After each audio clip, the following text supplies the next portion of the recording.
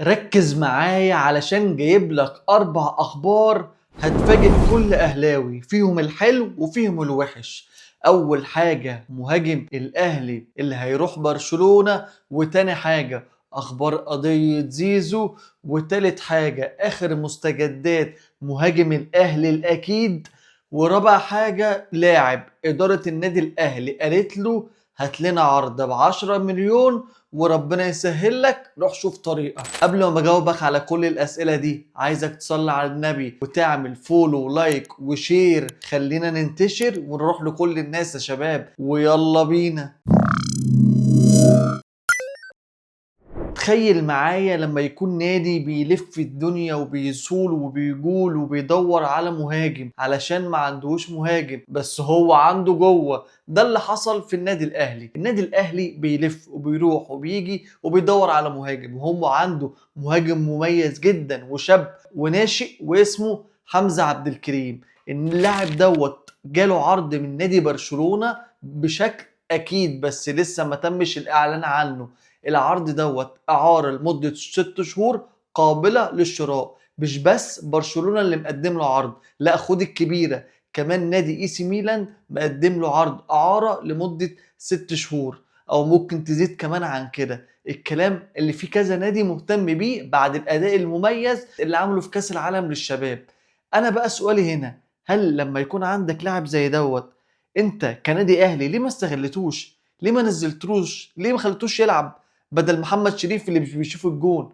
هو محمد شريف راح يعمل مشكلة مع المنتخب مصر التاني في كأس العرب، مش عايز يقتنع اللي المشكلة فيه. ما علينا. تتوقع، اكتب لي في الكومنتات، اللاعب دوت حمزة عبد الكريم فعلا هتتم صفقته وهيطلع ويبقى جوهرة في نادي برشلونة ولا لا؟ ندخل على خبر رقم 2. خبر رقم 2 بخصوص قضية زيزو. طبعا انتوا عارفين اللي فيه مشاكل بينه وبين نادي الزمالك ورافعين على بعض حوارات كتير. المهم في اخبار شبه مؤكده اللي خلاص بنسبه 90% هيتحكم لزيزو في القضيه ديت بمبلغ حتى الان مش اكيد بس في حدود 60 مليون جنيه.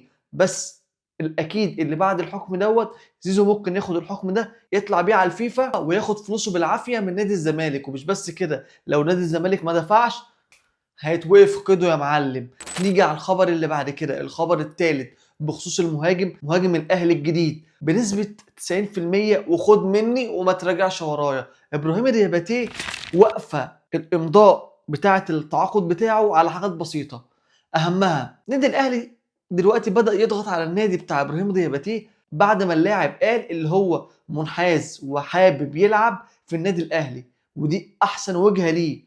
فكده بقى في ضغط من اللاعب على النادي بتاعه، وفي نفس الوقت ضغط من النادي الاهلي اللي هو عايز ينجز الموضوع. هتقول لي اشمعنى يعني النادي الاهلي عايز ينجز الموضوع؟ اقول لك عجبني السؤال.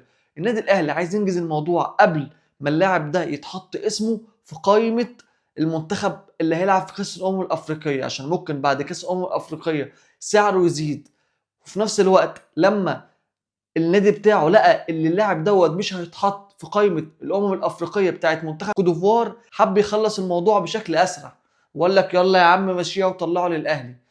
فبنسبه 90% الموضوع هيتم واقفه بس على ان النادي بتاع ابراهيم دياباتيه عايز نسبه من اعاده بيع 20%، والنادي الاهلي مش عايز يديله غير 5% من نسبه اعاده البيع.